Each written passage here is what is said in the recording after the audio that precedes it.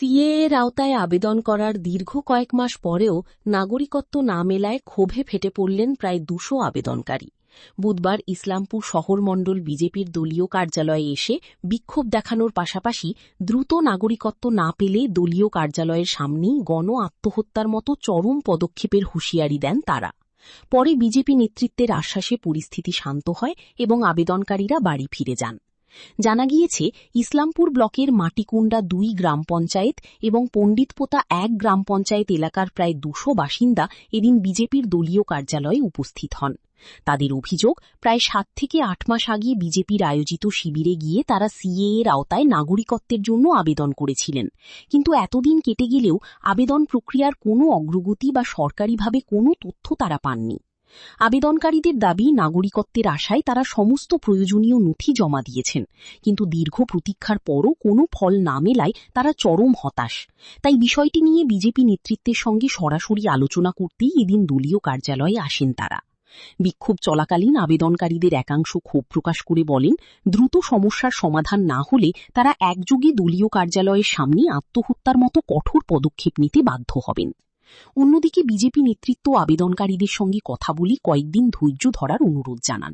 তাদের আশ্বাস দেওয়া হয়, বিষয়টি ঊর্ধ্বতন নেতৃত্বের নজরে আনা হবে এবং দ্রুত সমাধানের চেষ্টা করা হবে।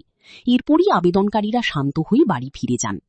ঘটনাকে কেন্দ্র করে ইসলামপুরে রাজনৈতিক মহলে চাঞ্চল্য ছড়িয়েছে। আবেদনকারীদের দাবি ও বিজেপি নেতৃত্বের আশ্বাসের পর আগামী দিনে এই বিষয়ে কী পদক্ষেপ নেওয়া হয় সেদিকেই নজর রয়েছে সকলের। সাধারণ মানুষের কিছু প্রশ্ন ছিল অন্নপূর্ণা ভাণ্ডার নিয়ে এবং তার সঙ্গে সিএ নিয়ে, বিভিন্ন বিষয় নিয়ে তারা এসেছিল। তারা অনেক প্রশ্নের উত্তর পাচ্ছিল না যে অন্নপূর্ণা ভাণ্ডারে কী সমস্যা হচ্ছে, তাদের নাম তারা অনলাইন অ্যাপ্লাই করার পরেও তাদের নাম নেই কেন, কিংবা যাদের ব্যাংকে টাকা আসছে তারা ব্যাংকে গিয়ে দেখছে তাদের অ্যাকাউন্টে টাকা নেই। একই সঙ্গে আবার একটা লিস্ট সরকার থেকে বেরিয়েছে, তাদেরকে ভেরিফাইড করতে বলছে। এই বিষয় নিয়ে অনেক প্রশ্ন ছিল, তারা পাবে কি পাবে না, কি মাধ্যমে পাবে, সেই বিষয়গুলো নিয়ে তারা এসেছিল এবং তাদের সঙ্গে খুব ভালোভাবে আলোচনা হলো এবং তাদেরকে আমরা বুঝিয়ে দিলাম যে কী কী সমস্যার জন্য আমাদের যে গভর্নমেন্ট যে এই সুযোগ সুবিধাতে একটু বিঘ্নিত হচ্ছে, যে কেন তাদেরকে কোন জায়গাটা অসুবিধা সেই জিনিসটা বুঝিয়ে বললাম। দেখুন, যে অনেকে ভাবছে যে অ্যাকাউন্টে টাকা চলে আসছে, কিন্তু কেন সেই টাকাটা পাচ্ছে না, কিন্তু সেক্ষেত্রে দেখা যাচ্ছে তার ব্যাংকের বইয়ের সঙ্গে যে ব্যাংকের বইয়ে যে নাম এবং আধার কার্ডের যে নাম, সেখানে স্বামীর টাইটেল দেওয়ার জন্য সেটা আলাদা হয়ে গেছে। এই নামের মিল না থাকার জন্য সেখানে টাকা ঢুকছে না। অনেকের আবার ডিবিডি লিঙ্ক করেনি, সেই জন্য টাকা ঢুকেও তারা টাকা পাচ্ছে না। এই সমস্যাগুলো তাদের সঙ্গে ভালোভাবে বুঝিয়ে বললাম তাদের যে সমস্যাগুলো ছিল সেগুলো নিয়ে মূলত আলোচনা হলো। আচ্ছা, এই অ্যাপ্লাই করার জন্য কি কোনো টাকা প্রয়োজন ছিল? এরা যারা টাকা দিয়েছে অনেক জন, কিসের টাকা? 700-800 করে টাকা দিয়েছে বিভিন্ন জায়গায়। না, তারাই অভিযোগ করবে না, কোন বিষয়ের উপর টাকা দিয়েছে? এই অ্যাপ্লাইয়ের জন্য, অনলাইন অ্যাপ্লাই, সিএ অনলাইন অ্যাপ্লাইয়ের জন্য 700 টাকা, কেউ 1000 টাকা করে দিয়েছে। দেখুন, সেই সময় একটা এই অ্যাপ্লাই করার জন্য একটা কিছুটা টাকা লাগতো, মানে সেই টাকাটা হচ্ছে ট্যাক্সের মতন একদম ওখানে কেটে নিচ্ছিল সেই টাকা। এবং যে কাজ করতো সে তো সারাদিন না খেয়ে না দিয়ে কাজ করতো, এবং আমাদের পার্টির তরফ থেকে 2-1 ছেলে ছিল, এবং তাছাড়া বাইরের যারা ফ্রিতে কাজ করে অনেকে ফ্রিতে কাজ করছে, এবং এত সংখ্যক লোক আবেদন করছে যে সবার জন্য ফ্রিতে যদি পরিষেবা দিতাম তাহলে আমরা কিন্তু সবার লোকের অনলাইন আবেদন করতে পারতাম না। সেক্ষেত্রে কিছু ছেলে যারা নিজেরাই বলছে যে দাদা আমরাও করতে চাই, আমি যে তোমরা তোমাদের মতন করে করো, কিন্তু সাধারণ লোকের জন্য আর্থিকভাবে কোনো যেন সমস্যা না হয়। এবং তারা যারাই আবেদন করতে আসে তাদেরকে বলেছে আপনার কিন্তু টোটাল এপিডোপিড এবং একটা অনলাইন করতে গেলে একটা সামান্য একটা রাশি সেখানেও আপলোড দিতে হয়, সেখানে আবেদন করতে গেলে লাগে, এবং তার পারিশ্রমিক এবং এই আনুষঙ্গিক একটা বিষয় নিয়ে একটা বাজেট তার ছিল, সে তাদেরকে আগে প্রস্তাব দিয়েছে। যাদের ইচ্ছা হয়েছে তারা করেছে, যাদের ইচ্ছা নেই তারা ফ্রিতে করেছে।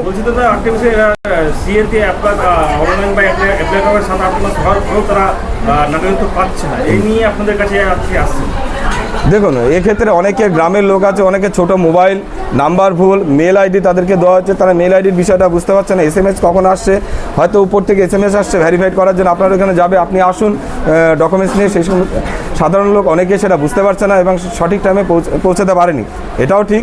এবং অনেক ক্ষেত্রে এটাও ঠিক যে কল আসেনি, এটাও বাস্তব। তো সেই সমস্যাগুলো নিয়ে আমরা উপরে আলোচনা করব যে আবেদন করতে কোনো ভুল হলো কিনা, কিংবা কোন জায়গাটার ত্রুটি রয়েছে এখন সেই বিষয়ে আমাদের দেখতে হবে। অনেকে আবেদন করেছে, তবে ধীরে ধীরে আমরা সমস্যাটা মিটিয়ে নেব। এসআইআর এর সময় দাদা আপনাদের এই সিএ ক্যাম্প করা হয়েছিল, সেখানে গিয়ে সাধারণ মানুষেরা বহু লোক আছে যারা এখানে এসেছিল আজকে, তারা ফর্ম ফিল আপ করেছিল, তাদেরও এখনো সিএ হয়নি। মানে যারা শিবিরে এসে ফর্ম ফিল আপ করেও কি ভুল এটা মনে করছেন? না না না না, দেখুন গোটা ওয়েস্ট বেঙ্গলে শুধু এইখানটা না, আপনি জেলা কার্যালয় থেকে শুরু করে বিভিন্ন জায়গায় গোটা ওয়েস্ট বেঙ্গলের সমস্ত জায়গায় সিএতে আবেদন হয়েছে। এত সংখ্যক লোক আবেদন করেছে, এত সংখ্যক ফর্ম এক জায়গায় আপলোড হয়েছে, তো সেটাতে একটু সমস্যা লাগবেই, সমস্যা হবে, সেটা একটু ধীরে ধীরে সমাধান হয়ে যাবে। আমরা বিভিন্নভাবে বিভিন্ন আমাদের উচ্চ নেতৃত্বের সঙ্গে আমরা অনবরত যোগাযোগ রয়েছি এবং তারা এই বিষয় নিয়ে খুব সার্থকভাবে চিন্তাভাবনা করছেন। আশা করছি আমরা পঞ্চায়েত ভোটের আগে সমস্ত সমস্যার সমাধান করে দেবো। দেখুন, তাদের নিরাশা থেকে হতাশা জন্মানোটা এটা হচ্ছে স্বাভাবিক। কারণ হচ্ছে যারা ভোট দিয়েছিল তাদের ভোটার লিস্টে নাম নেই, যারা বিগত দিনে তারা এসেছিল বাংলাদেশ থেকে, সেখান থেকে নির্যাতিত হয়ে কোনোরকমভাবে একটা জামা কাপড় হয়তো এখানে চলে এসেছিল, তো তারা বাংলাদেশ থেকে আসার পরে এখানে এসেছিল আশ্রয়ের জন্য। কিন্তু এখানে যেহেতু একটা দেশে তার একটা নিয়ম আছে, তো সেই সিএর মাধ্যমে আপনারা জানেন আগে আমাদের এই দেশে নাগরিকত্ব কোনো আইন ছিল না, এবং সেটা আমাদের বর্তমান যে আমাদের কেন্দ্রীয় সরকার তাদের নাগরিকত্ব দেওয়ার জন্য কিন্তু আইনটাকে পাস করেছিল। কিন্তু দুর্ভাগ্যজনকভাবে এই সরকার, বিগত যে এখানে সরকার চলছিল তৃণমূলের মমতা বন্দ্যোপাধ্যায়ের নেতৃত্বে, তারা গোটা দেশেই প্রায় রাজ্যেই সিএকে মান্যতা দিয়েছিল। কিন্তু এই পশ্চিমবঙ্গ একমাত্র ব্যতিক্রম রাজ্য ছিল যে এই রাজ্য সিএকে মান্যতা দেয়নি। তার জন্য কী হয়েছিল যে এইখানে অনেকেরই এখন অবধি আবেদন করার পরেও সেখানে কাজটাকে থমকে গিয়েছিল। আপনারা জানেন যে আমাদের সরকার, বিজেপির বর্তমান সরকার গঠন হওয়ার পরে আমাদের বর্তমান যে মুখ্যমন্ত্রী মাননীয় শুভেন্দু অধিকারী মহাশয়, উনি প্রথমেই কিন্তু এটা ডিক্লেয়ার করেছিলেন, প্রথম বৈঠকে ডিক্লেয়ার করেছিলেন যে সিএকে মান্যতা এই রাজ্য সরকার দেবে, এবং আগামী দিনে আমি আশা করি যে এনাদের সিএতে যারা অ্যাপ্লাই করেছিল তারা আগামী দিনে সিএ সার্টিফিকেটও পাবে এবং প্রত্যেকেরই ভোটার লিস্টে নাম উঠবে। তার জন্য একটু ধৈর্য ধরতে হবে, অপেক্ষা করতে হবে। কথা বলেছেন, কিন্তু আমরা ভারতীয় জনতা পার্টির ক্যাম্পে যেগুলো আমরা ক্যাম্প আয়োজন করেছিলেন সেই ক্যাম্পে আমরা সিএ অ্যাপ্লিকেশন করেছিলাম, কিন্তু আজকে আমাদের 7-8 মাস বিগত হয়ে গেছে, কিন্তু আমরা কোনো সাড়া পাইনি। তাই আমরা অসহায় বোধ করে আমরা পার্টিকে আমরা এখানে জমায়ে দিয়ে পার্টি নেতাদের আমরা সেই বক্তব্য আমরা জানাই এসেছি। কিন্তু আমরা সুস্থভাবে বাঁচার জন্য এখানে, তাই আমরা প্রধানমন্ত্রী এবং পশ্চিমবঙ্গের প্রথম বিজেপি শাসিত মুখ্যমন্ত্রী শুভেন্দু অধিকারী তাদের কাছে আমাদের বিশেষ প্রার্থনা, যাতে তারা আমাদেরকে এখান থেকে মানে সুস্থভাবে বাঁচার জন্যে আমরা যাতে আর বিতাড়িত না হই কোথাও ধর্মের উপরেই আমরা ভিত্তি করে বাংলাদেশ থেকে এসেছি, কারণ এই ধর্ম রক্ষার জন্যেই আমরা বিতাড়িত হয়েছি যদিও, তাহলে আমাদেরকে এখানে বাঁচার জন্যে আমাদেরকে সিএর মাধ্যমে নাগরিকত্ব দেওয়া হয়। বিজেপি নেতাগুলো বললো আমাদের বর্তমান কিছুদিন আমাদের সময় দেন, কারণ বর্তমান সরকার খুব তৈরি হওয়ার পর বেশি দিন হয়নি, বর্তমান 2 মাসের কাছাকাছি হচ্ছে সরকার। তাই আমরা এখন আমাদের সেরকম এখনও যে টিএমসি শাসিত সিস্টেমগুলো ছিল সেগুলো আমাদের ধীরে ধীরে ভাবধারাগুলো চেঞ্জ হচ্ছে, এইগুলো কাজ খুব ইমিডিয়েটলি আমাদের আশ্বাস হয়ে যাবে, আশ্বাস দিল। এবং যাদের সিএর অ্যাপ্লিকেশন করা হয়েছিল সেই অ্যাপ্লিকেশন নাম্বারটা এবং মোবাইল নাম্বার, তাদের গ্রাম নাম দিয়ে তাদেরকে একটা জমা দিতে বললো অ্যাপ্লিকেশনটা। কতজন রয়েছেন যারা সিএ বর্তমান আমাদের ইসলামপুর ব্লকে 1000-এর উপরেই সিএ অ্যাপ্লিকেশন করেছেন, কিন্তু যদিও আমরা এখন বর্তমান এখানে জমায়েত হয়েছি, বিভিন্ন লোক সেখানে খবর পায়নি। আমরা বর্তমান জগতাগা বা পণ্ডিততা ওয়ানের কিছু লোকজন, দাঁড়িয়ে এলাকার কিছু লোকজন নিয়ে আমরা বর্তমান এখানে জমায়েত হয়ে আসছি, মোটামুটি 100-এর উপরে লোক। আগামী দিনে যদি আপনাদের এই সিএ আবেদনের যদি সরকার পদক্ষেপ না গ্রহণ করেন তাহলে আপনারা কী করবেন? আমাদের বাংলাদেশ থেকে ধর্মের উপরে বিতাড়িত হয়েছি, কারণ আমাদের আর কোথাও আর বাঁচার জায়গা নেই, কারণ আমরা ধর্মের উপরেই যখন ভিত্তি করে আমরা বিতাড়িত হয়েছি। এখানে যদি আমাদের নাগরিকত্ব না দেওয়া হয়, আমরা ফিরে গেলে ওই দেশে আমাদেরকে রাখবে না, ওই দেশে আমাদেরকে আশ্রয় দেবে না। তাই আমরা বাঁচার জন্যে যদি এখানে আমাদের বাঁচতে হয়, এরপরে যদি আমাদেরকে যদি নাগরিকত্ব না দিয়ে আমরা অসহায় এইরকম বোধ না করে, দেশের মধ্যে সব জায়গায় পশু প্রেমিক আছে কিন্তু মানবতা প্রেমিক যদি এরকম ধরনের উঠে যদি না আসে। আমরা এসেছি থুকরাবাড়ি ABC কলোনি থেকে।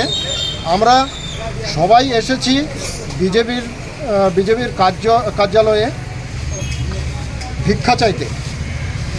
শ্রী মাননীয় নরেন্দ্র মোদির কাছে, শ্রী মাননীয় স্বরাষ্ট্রমন্ত্রী অমিত শাহর কাছে, শ্রী মাননীয় শুভেন্দু অধিকারী মহোদয়ের কাছে।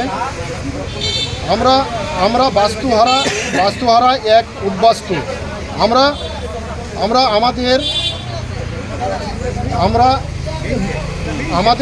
আমাদেরকে দয়া করে সিএর সার্টিফিকেট দিয়ে আমাদের সবাইকে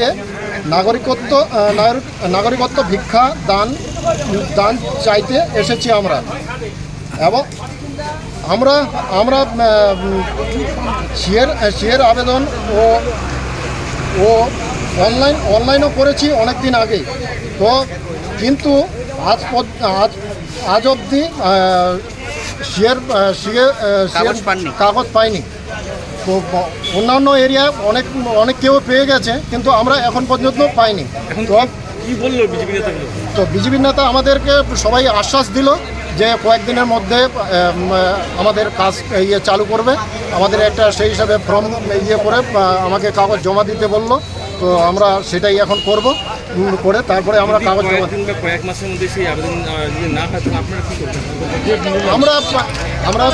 আমরা সবসময় আজকে আসছি, আমরা সিএর আবেদন যে করছি, আমরা সিএর সার্টিফিকেটটা ভিক্ষার জন্যই আসছি। আমরা ভিক্ষা চাই, সেটা ভিক্ষা চাই, সিএর সার্টিফিকেটটা ভিক্ষা চাই। আমাদেরকে যেন নাগরিকত্ব থেকে বঞ্চিত না করা হয়, আমাদের যেন নাগরিকত্ব দেওয়া হয়, সেটাই আমরা ভিক্ষা চাই। যদি শেষ পর্যন্ত না হয় তাহলে আপনারা কী করবেন? শেষ পর্যন্ত না হলে তো আমরা এই বিজেপির অফিসে আসছি। আর যদি এরা না দেয় তাহলে তো আমরা এই অনশন করে যদি আমাদের আত্মহত্যা করতে হয় তা আমরা আত্মহত্যা করবো, না হলে তাছাড়া আমাদের উপায় কী?